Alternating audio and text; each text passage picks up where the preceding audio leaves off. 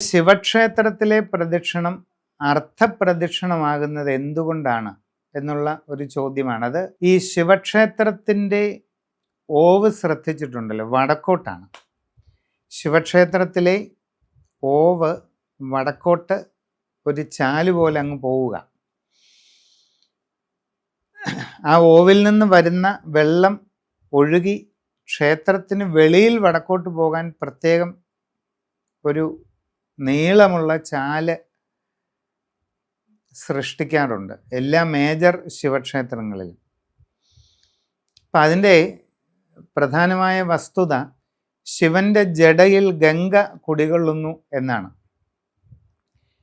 ശിവവിഗ്രഹത്തിൽ അഭിഷേകം ചെയ്യപ്പെടുന്ന അഭിഷേക ജലത്തിൻ്റെ കൂടെ ഈ ഗംഗാജലവും കലർന്നാണ് പുറത്തോട്ടൊഴുകുന്നത് എന്നുള്ള സങ്കല്പം വരുന്നുണ്ട്. അപ്പോൾ അങ്ങനെ വരുന്ന ആ വെള്ളം ഓവിലൂടെ പുറത്തോട്ടെത്തി ഓവിലൂടെ താഴോട്ട് വീണ് ആ ക്ഷേത്രത്തിൻ്റെ താഴെ സൃഷ്ടിച്ചിരിക്കുന്ന ചാല് പോലെ കീറിയ ഭാഗത്തോട്ട് വീണിട്ട് അവിടുന്ന് ആ ക്ഷേത്ര പ്രദക്ഷിണ വീഥിക്ക് കുറുകെ ഒഴുകി മതിലിന് വെളിയിലോട്ട് പോവുക.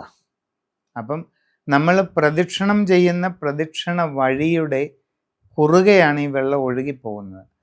അവിടെ നമ്മൾ നടന്ന് പ്രദക്ഷിണം വെക്കുമ്പോൾ ഇതിൻ്റെ മുകളിൽ കൂടെ കാലെടുത്ത് വെച്ച് വേണം പ്രദക്ഷിണം പൂർത്തിയാക്കാൻ.